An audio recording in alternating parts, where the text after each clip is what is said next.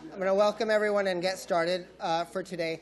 I'd like to set up the lecture just very briefly. I know that you've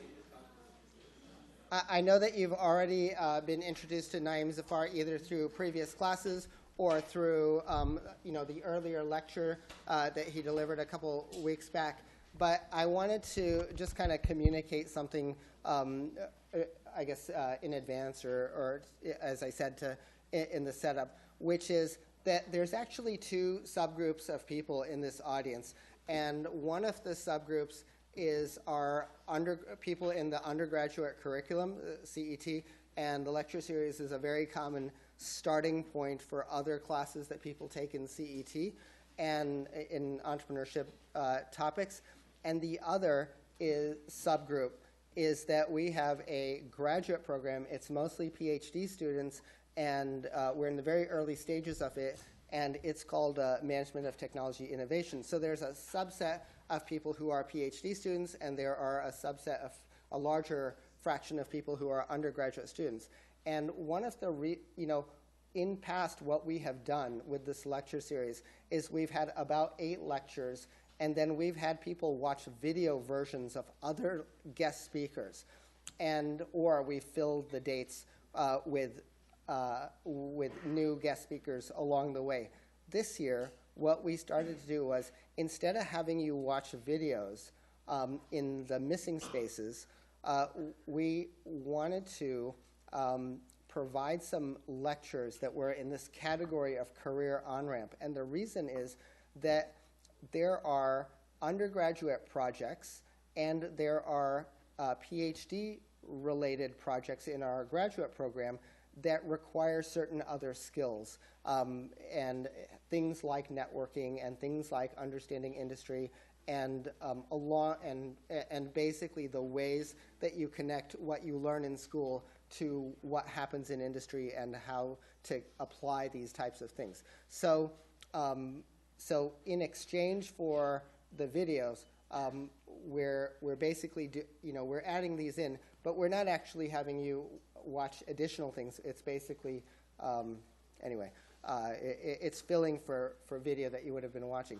But the most important thing is that I want you to get the most out of this in terms of if you take another CET class or you're working on a project and you have to reach out to people who could be customers, or you have to get information to help work on your venture, or if you're in the PhD program and you've got to connect to industry partners for different reasons, this is exactly the, and it's a range from basic information to helpful information that you might not realize. But it's a certain block of information which really can help in these projects. So with that, I want to ask Naeem to come up and to continue. This is actually a second lecture, but I would have liked to have said that in the very first one. So sorry for that, but better late than never. Naeem, all yours. Thank you. So I have my task cut out for me. All I have to do is be better than the video.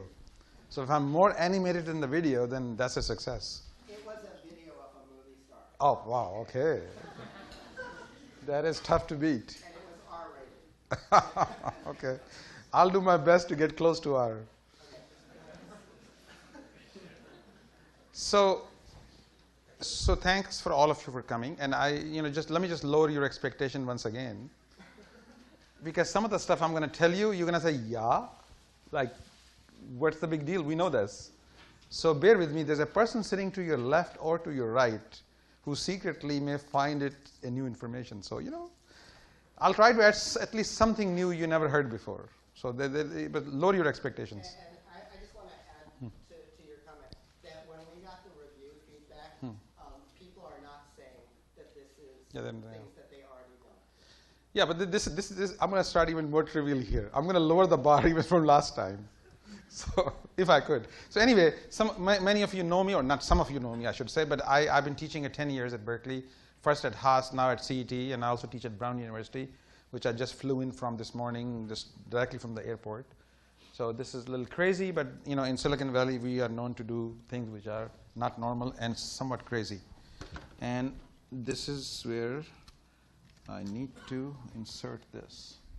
So I, of course, teach here, but I'm an electrical engineer, and I've done a bunch of things. But the relevant part of this intro is that I do have lots of connection on LinkedIn, which qualifies me to be talking about networking, I suppose, in some obscure way. I don't know. It's not quite relevant, but point is that I've been dealing with building my own network, which allowed me to work at or start 7 startup companies. I'm working on my number 8 right now. So question is that in any professional career, and many of you will never be an entrepreneur or work or start a company, but all of you will have a professional career of some kind. So network is important. Your network matters. You are as relevant as your network. Who you know, when you know, what you can draw on is going to define how successful you would be. So it's hard to believe. Talent alone is like having a CPU with no I/O port. It doesn't do you any good. You got to have some I/O ports. So this is important to have a network, be able to talk to them, communicate, extract from them, and make deposits into them. So if you think about all the people you know, there are a whole bunch of people are your acquaintances. Then you have your friends, and then you have an inner circle. What's the difference?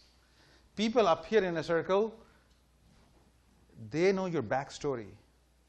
They know the childhood when you used to be. This is probably somebody like your family, your college roommate may fall into that category. Then you have a bunch of like college friends, and then you have a whole bunch of acquaintances, and you'll have more and more of them as you go along. Question is, how can you move more people from here to here? How can you find a way to bring that up so you have a much bigger circle to draw from? Because you're going to need introduction, favors, jobs, advice, money. You need the network. That's what the network is about. So question we're going to deal with today, all right, how do I network? What is a network? And I'm an engineer. I have no idea how to network, and I even hate networking.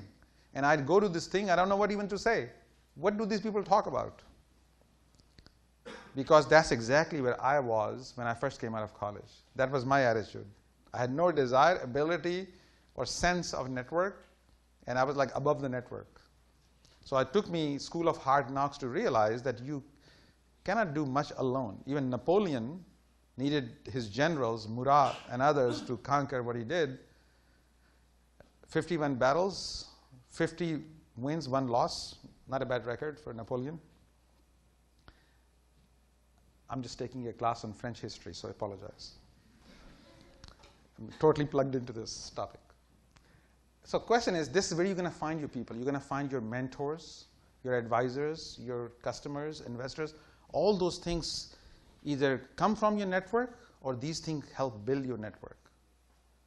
So let's just agree so far that network is not something you're going to ignore.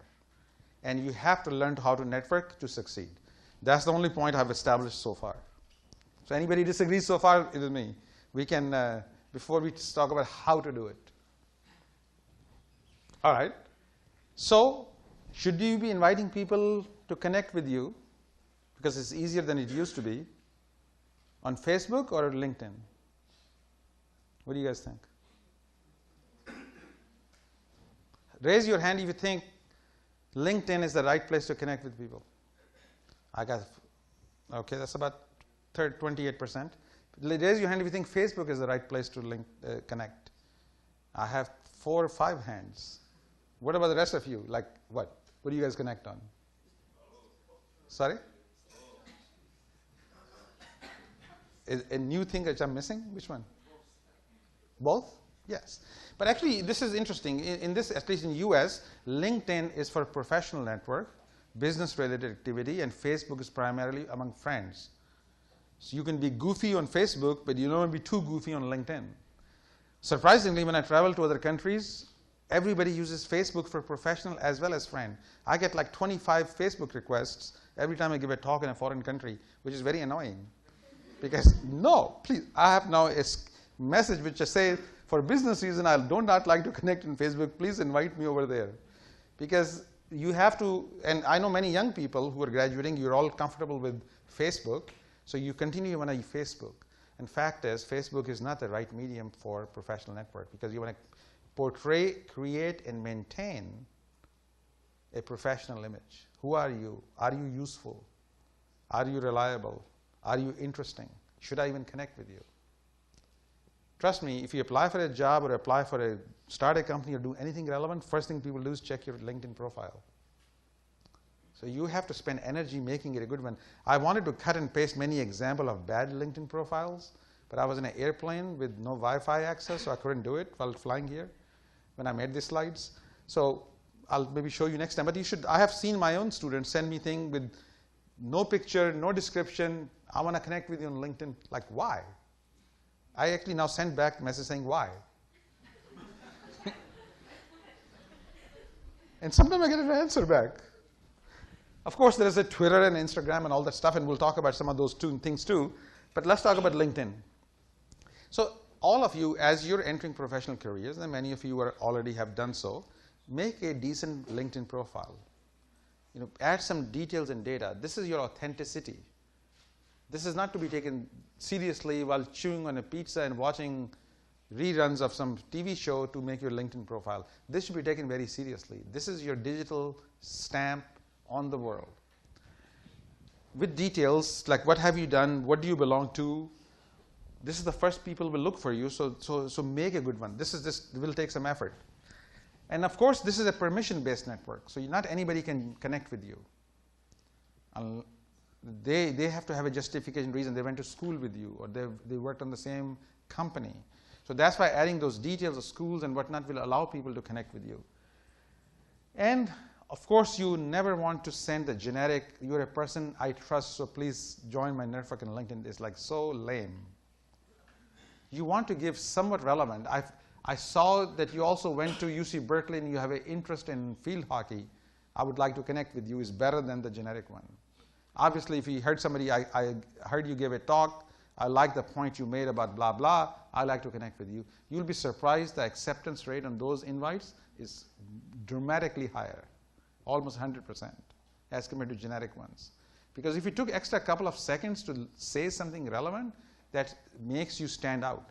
I get every day about 20 to 30 requests. I only accept maybe 25% of them.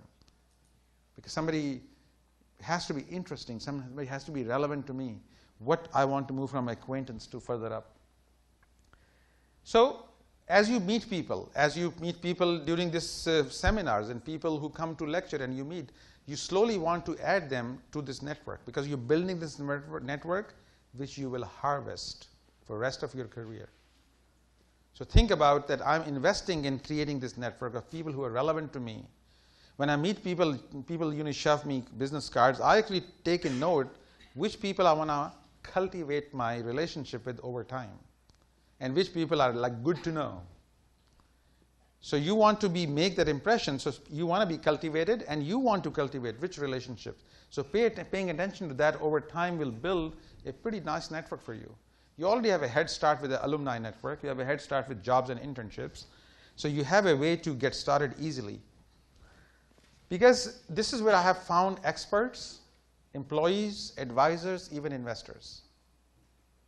If I want to find something in any topic, and we can do a real-time exercise. You give me somebody, you want to find somebody who's an expert on nuclear material excavation, I probably have somebody in my network who knows something about it. So this is how you want to use your network to find the people you need to find. So for example, this is an example, my students have seen it, so apologize for that, but this is about finding somebody in call center in Costa Rica. You go to LinkedIn search, you have a free account, I don't have a fancy account right now, and you put in anything in the key phrase and it shows you who on your network has those key phrases in their resume. Actually, when I did this first, I got 20 pages. Then I said, okay, that's too many. Show me people who are within 50 miles of where I live. So don't show me people all over the map. Then I got 2 pages worth of people. So these are the people of page 1, page 2. Each one of these person has call center Costa Rica in their profile someplace. And then what I do then is I find those people, either I write to them through LinkedIn. It's called InMail, which you have to upgrade and it costs you a little bit of few bucks. You can upgrade for a month. Or once I know who they are, I can guess their email by going to which company they work at. It's not very hard. Or just Google their name. So I want to find, I have hired so many people through this method. Simply by going to LinkedIn, finding what the key phrases I'm looking for on any topic. I was just helping this professor from Michigan. He's starting a company. And he's got 3 term sheets right now. And he found every single angel investor through LinkedIn, because he was forwarding me requests. Because what happens when you find somebody, even if you're not connected to them, you find who's between you and them. So in this case, this was me. I was connected to these people, and they were connected to Teresa Devonshire, who was the person on this is the person I decided, let me connect with her. So even if you're not connected to this person, through this method, by writing a simple email to her, and mine was call center set up in Costa Rica, 15 minutes call, question mark, boom. So just in the subject line, it tells you why I'm writing and should she care. As compared to some lame ones I get from other people when the subject says hello, like hello what? I delete it before I read it. Give me some relevance, give me a reason to read it. So this simple email to that person, or in-mail, through some connecting friend in between, allows me to connect to just about anybody. So question is, now you have found some people, you have done maybe a few hundred people or a few dozen people on the LinkedIn. How do you keep it refresh? Do you become an obscurity? And answer is, you don't want to do that. You want to stay above the radar. You want to make emotionally, you want to touch them with something relevant. So what I try to do is try to post something relevant which they may find interesting, amusing, of value. Every time I do post something, and not too often, not every day, it's not like Twitter, but maybe every 3 weeks is a good frequency. Could be sharing an article of something which is relevant to the topic, whatever you do. If you're a scientist who is doing a biomechanics, then some topic is relevant to that, because people who are interested in the topic are probably following you, or you're following them. Some personal observation. So doing these things on about 3 to 4 week interval keep you fresh, and your profile looks fresh. So it's not stale profile. You made it once like 4 years ago, you haven't said anything since. Even commenting on other people when they update or post something, liking it, whatnot, raises your relevance. So you want to become relevant, and you want to build on this network, because you'll be extracting from that. Now Twitter is also a very popular medium for networking, but Twitter is very different. It's not about your fancy profile.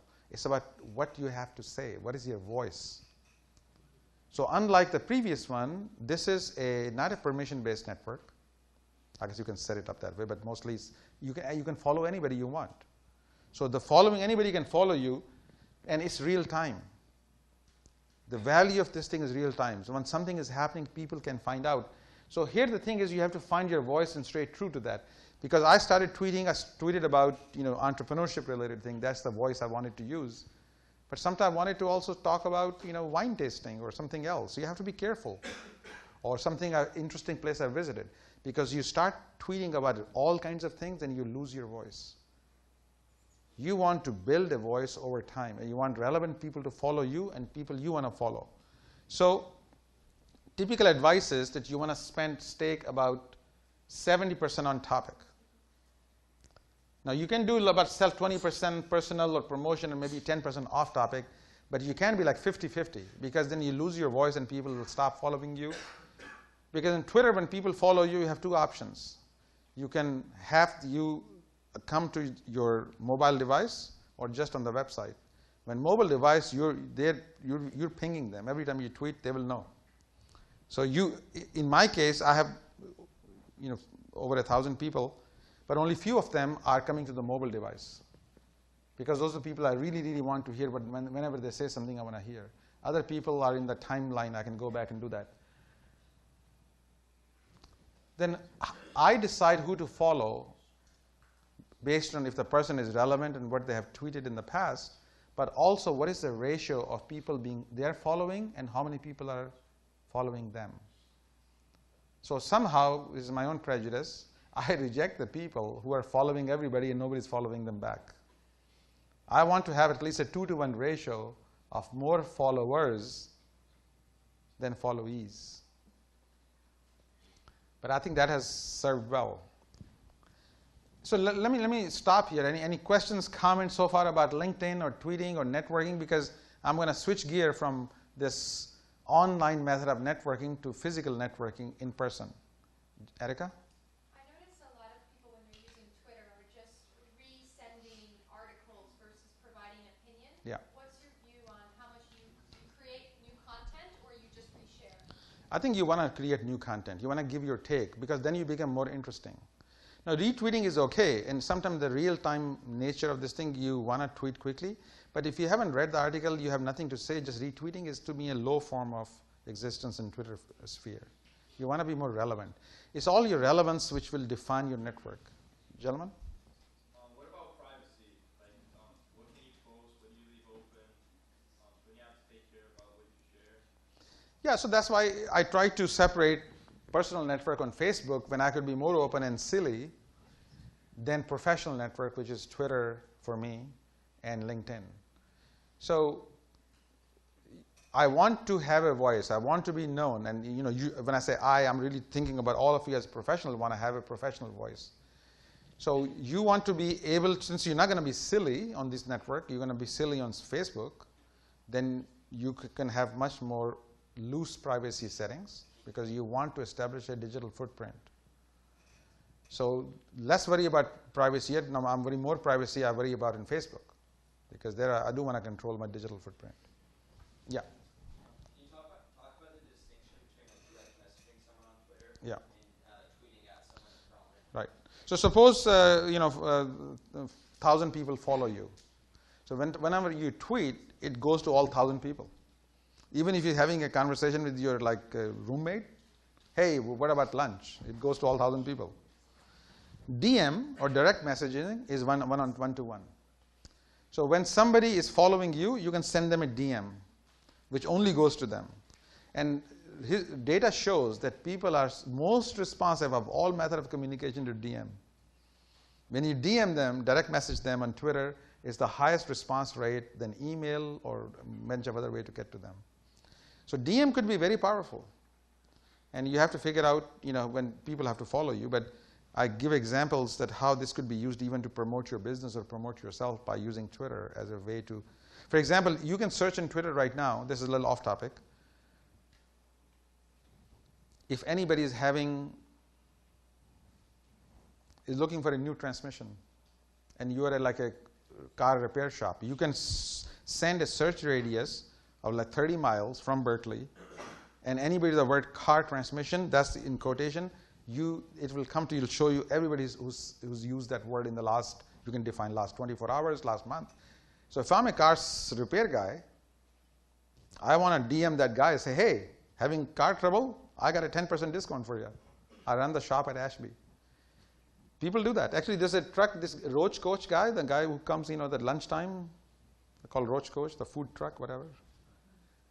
I think this was done in Berkeley. When this guy was tweeting, he's going to be at corner of Ashby and whatever at this time, 12:22. So people will come line up to get lunch quickly. And then he'll tweet he's going to be in the corner of that street, whatever, 15 minutes later, and people line up. So he used Twitter as a very effective tool for him to just get more customers. So Twitter could be very powerful because it's real time.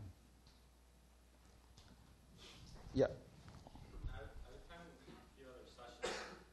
Some of them advise against just emailing a lot of random people, but you're suggesting we should. So how do you strike the balance in terms of like? Well, I'm not saying re-email lots of people randomly. I'm talking about rifle shooting. Okay. See, depending on who you are, where you're trying to go. Suppose you are graduating with a degree in some mechanical engineering. You want to build some network of people who are relevant to your field. There are other researchers, there are other scientists, there are companies and alumni who worked at companies you want to work at someday. So you rifle shoot, you pick carefully by looking through their profile. You go to keyword search, you put in, if your school was Berkeley, and you're working in a company as with a mechanical title, show me all those people. So you rifle shoot. So I'm not saying just spam people, but when you rifle shoot and you tell them carefully who you are and why you want to connect, then most people would. And then you sort of building that emotional deposits over time. All right, let me ask you guys, how often should you be tweeting? How many of you tweet? 1, 2, how about raising a hand a little higher so I can count you guys? Okay, it's about 20%. And how often do you tweet? Lucy Chen tweets how often? Once a day or once a week?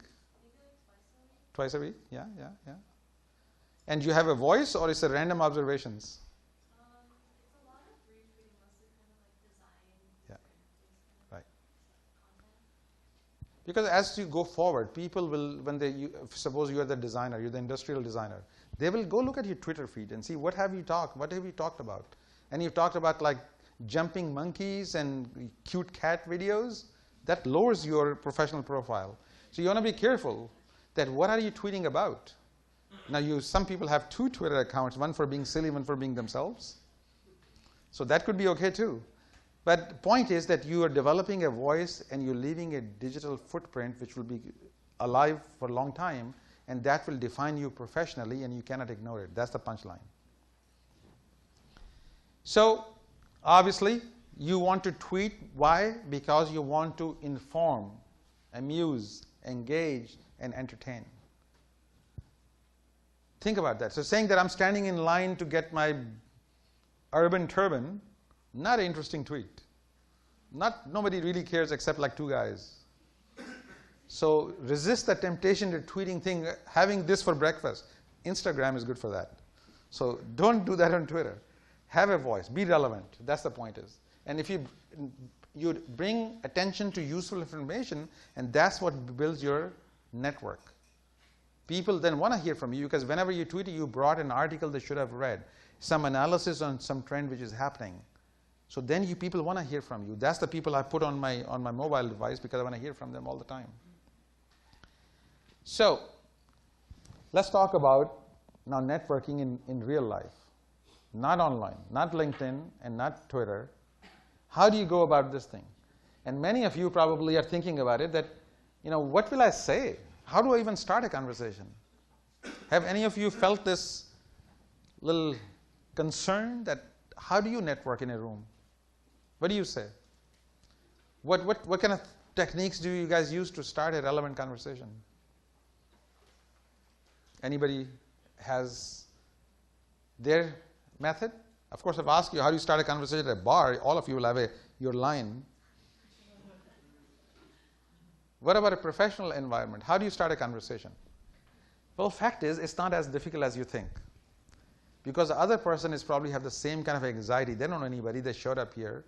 What do you say?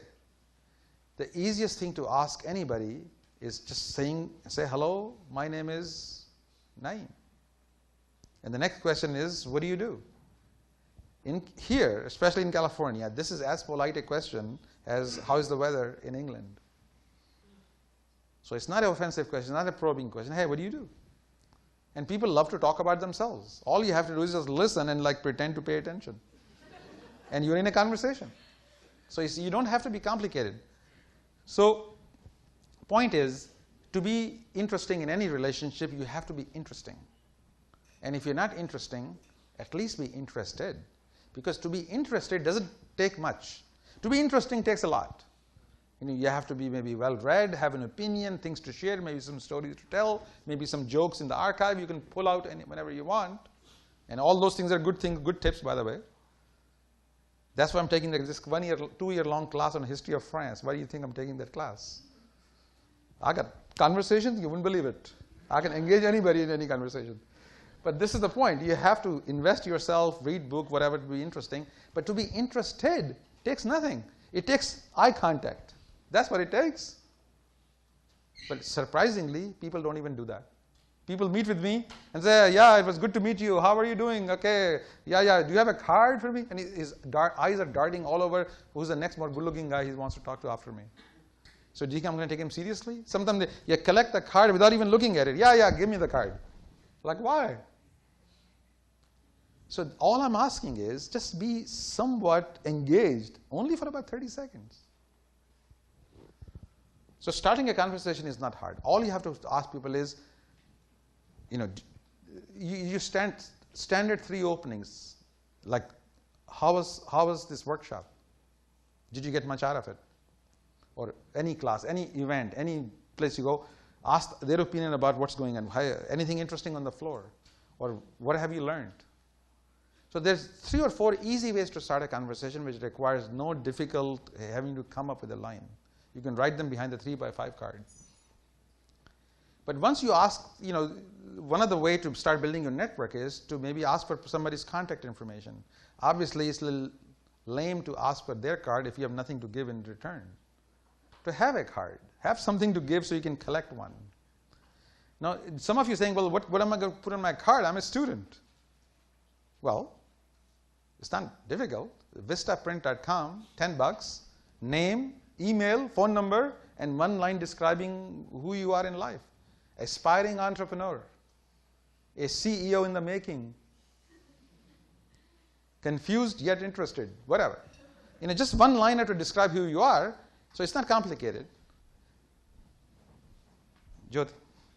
So, I got my business card printed, but whenever I go to some conference, I always think that the other person will be too busy to contact me. So, he might not be interested in taking my card. I should just ask their contact so that I could contact them back. So, Yeah, I think it's more, you got to do a little bit more work than that, and I'll talk about that right now. Because that's not enough work, just collecting a card. But yes, if you offer a card, say, do you have a card as well? That gives you permission to ask the card. But you have nothing to offer, say, hey, do you have a card? That is not as compelling. So have one made. And for you, don't go to vistaprint.com. You should go to moo.com. Much more interesting cards. A little bit more expensive. M-O-O, moo.com. Love their cards. Okay, so we talked about this because what I want you to do is the reason I want you to have a little bit of this conversation with them, because ideally you want to write down something on the back of the card which has nothing to do what's on the front of the card. If you make that as a rule, then they'll force you to ask some conversation so you can write down something in the back. That is your entry point to contact them later. Just like when you meet people, sometimes you don't make eye contact. So my rule is I try to remember the color of their eyes. So I have to sort of look a little bit into their eyes to remember, well, what color are they? But of course, when I dwell like this, that will be. But if you just say, I'm going to look in the color of their eyes, that will force you to make eye contact. So what I do here is I try to write down, what can I write on the back of the card? So it could be, if I had a 2 or 3 minute conversation, I knew something about they're planning to go to this conference, or maybe they're going to a vacation, maybe they're doing something else. Some relevant thing could be said in the back, because then that becomes my entry point where I want to go back and connect with them again. But one of the most important things you need to all learn, because I have tested this and you all need help on this, is the handshake. You think handshake is like, yeah, what's annoying, yeah, whatever, handshake, who shakes hands? You have no idea. Megabytes of information is being conveyed, very, very high speed. That firmness and the little jolt wakes you up.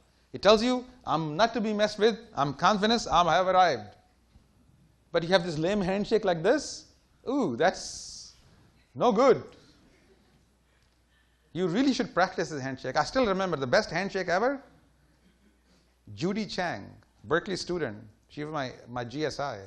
Man, I still remember the handshake. She grabbed it and she had it, and you knew that she was not to be messed with. I don't know if you remember Judy Chang. You still remember her. Well, 4 years ago. Then you want to have some kind of an icebreaker. And this is not hard to do, especially with the mobile version of LinkedIn. You can, even just knowing something, they worked at Lawrence Livermore Lab 5 years ago. You have your opener, or which school they went to, or they played ice hockey. So before I go to any meeting, I looked at that. I have my icebreaker. I may not use it, but I have an icebreaker ready to go. Something I can use just to get in, because that makes you stand out. Then there's what kind of questions you need to ask. This is another thing which you have to learn. And this really applies to even when you're going for job interviews.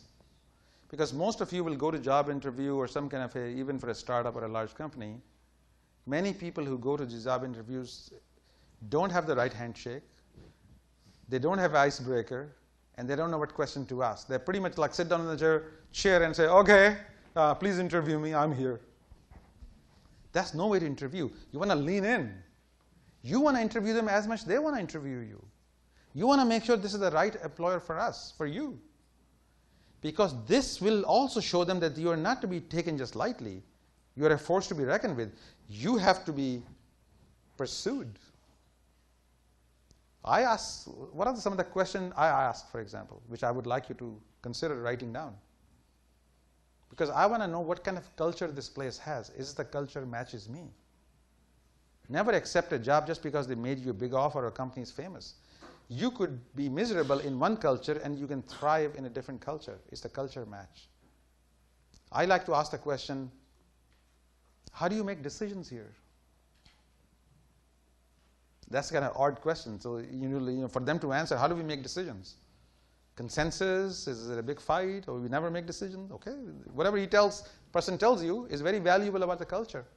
You may also ask about things like, how do you guys celebrate? Do you celebrate often? Who was the last guy who didn't work out? Why didn't he work out? Those kind of answers when nobody asks. And if you could be smart and have your list of questions, that will also put you in a different bucket than most other people they will be talking to, interviewing them. And these techniques apply in the network building skill too, but they also apply to when you do the interviews. So the other things which you want to know in business, people do business with you because they like you. I know it's a little hard to swallow maybe, but if people don't like you, they'll find a very technical reason why they should not do business with you. So you have to think about, how do I become relevant and likable? And this is also when you're looking for a startup thing, you're looking for advisors and co-founders, you want to have that ability to attract the right person. That's why the networking skills matter. That's why building your digital footprint matters. That's why having the voice on the internet matters. Because all those things that collectively define who you would be professionally. And you have to start building it now. So my point here is that just like you wouldn't go to an ATM machine and try to make some huge withdrawals right just when you open the account, would you? But somehow people do that, exactly that, and they try to meet somebody for the first time, and they want you to review their business plan for an hour or meet with you for an hour. You haven't made any emotional deposits. You're not entitled to an emotional withdrawal. So think about building a reservoir with other people which you want to withdraw from. Make enough emotional deposit. Emotional deposits are not complicated. Sharing an article which was relevant to what you wrote on the back of the business card, that's the emotional deposit. Sending an update, something we talked about and you remembered and you jotted it down, that's an emotional deposit. As you start making this emotional deposit, you'll suddenly, your pyramid I talked about will be much richer and more people will move up. So think about this idea of emotional deposits as a way to get it there. Let me pause here and see if any questions. You got to have some questions. You guys, a vibrant bunch of people here. Any disagreements, perhaps? Yes. You can find professionals on LinkedIn even without any effort. So Correct. usually the people you find are on the second or third degree. Mm-hmm. So it's not a real network. So why? Because you're going to make it a network of relevant, because just finding somebody is one thing. Will they connect with you? Will they do useful thing for you? Can you extract some information from them or somehow use them in a useful way? That's when you have to make the emotional deposits. So connecting with them, and over that every 3 weeks or 4 weeks, updating relevant things, you're building the emotional deposits, so when the time comes, you can draw on that.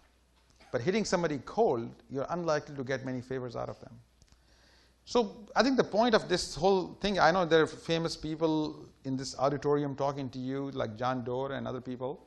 I'm giving a very different, very practical, right from the 1 foot level view, what you could do today, which will help you be more successful over the next 10 years. And some of these techniques will actually help you, but again, I have a lot of knowledge doing this, but more you ask me, more I can fill you in. If not, we'll go to our last topic, which is about building teams. So here's some advice is that adage is that A players attract A players and B players attract C players. So think about that. Because B players are insecure enough, they're afraid to have very smart people come work for them or people as good. So the difficulty with this thing is if you're not careful, if you're starting a new organization and you end up getting a couple of B players just because you're running out of time, you have screwed yourself forever. Because now no other A players will come and say, I got to work with these goofballs? I don't think so. And then you'll have more C players and pretty much you'll be doomed. You will have to like leave the room yourself. And how do I know? Because I've made this mistake. Not just once, 3 times. Because you get desperate. But to the extent you guys can remember, building the initial nucleus of the people has to be very carefully chosen. Otherwise, and the second thing you have to see is, how do you know this person is going to work out working with you? So you have to look for passion, hunger, of course technical competence. So these things cannot be all extracted in one conversation. Actually, one of my favorite saying is, golf doesn't build character, it reveals it. So when you hang out with somebody for 4 or 5 hours, you're going to see part of their character, how they really are. And this is time when one of you will get hired by some other company. There will be a lot of this time. A lot of this time is testing you in different scenarios. Actually, when I used to interview people in my startup, I used to, at one point in the interview, will make sure to make them irritated or angry because I want to see how will they react. And it's very eye-opening how people react differently when they get pissed off. It was intentional. I'll apologize later with them, but it was all part of the trick. I also used to make them give them presentation. And they say, well, we don't know much about your business. Good. Talk about your last business. I want to hear, how do you communicate? How do you articulate? How do you think clearly? So all these things could be asked of you in front of not just the technical skills. And then again, prior experience is less important. To me, a lot of time, if you have passion, how do you test if somebody has passion? It's easy to fake. But I normally try to see if people have passion for other things in life. What I found is if you have passion for snowboarding, and you really are passionate, and you can talk about it, chances are you'll be passionate about multiple things in life. People who have no passion of any kind, or at least some of you who may go to interviews say, I'm not talking about my passion, who cares? I would advise you otherwise. Talking about your passion tells people that you are passionate about many things. I would highlight it and I will make a big deal about it. So let's see. Do you hire people who have major weaknesses? Or should you hire people who have major strengths? Which one would be better, smarter move? Any opinions? From not even a single opinion? Hello? All right. My point is that it is the people with major strengths also have major weaknesses. So it's really a philosophy issue. I've tried both ways. This allows you to build some kind of a happy kumbaya kind of environment, but you get a lot more stuff done when you have people have major strengths. You can try to find a way to sort of work around the weaknesses, but it's very hard to find people with major strengths. So don't be afraid of that, because many of you will be in a position to be selecting people or hiring people. And finally, talking about startup teams will require a lot more people. They'll require people who are advisors, people who are mentors, and they come in different types and whatnot, and you will be selecting all those people. And it's essential to know how to connect with them. Why would they want to give you what you need? In board of advisors, I look for these kind of people. You need people with domain expertise. So you're starting a company in trucking, and you're all software guys, and you know how to build the software, you know the problem, but you don't know nothing about trucking. So getting a guy who was a retired VP at Consolidated Freightways or some trucking company just makes the whole team looks much more palatable and complete. Same thing, you can have people who are channel experts or technology experts. So to look for people, if you have those experts on the team, you suddenly look much more fundable and much more complete. Then there's something else, a person who is a personal coach. They know nothing about trucking or software, but they see something in you. And they're willing to give some time to make sure that you don't make the mistake they have made. I think it's very critical. I have always had some kind of a mentor coach in my career, and that's invaluable. And finally, if you can get a celebrity, that raises the whole profile of the company. Now, I'm not talking about Angelina Jolie. This could be, in the cloud networking space or security space, you get Bruce Schneier. Actually, I had Bruce as my advisory board when I was doing the fingerprint company. So Bruce didn't do much, but he came to dinner once or twice a year. But the fact I had Bruce Schneier, who wrote all the seminal books on computer security, was a big deal. So think about that.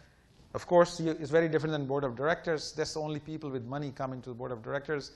The reason I'm mentioning this board of advisor and director, because some of you will be starting businesses or thinking about it. And I'm relating it back to the networking skills. How do you think you're going to find these people? They're not going to show up from the sky.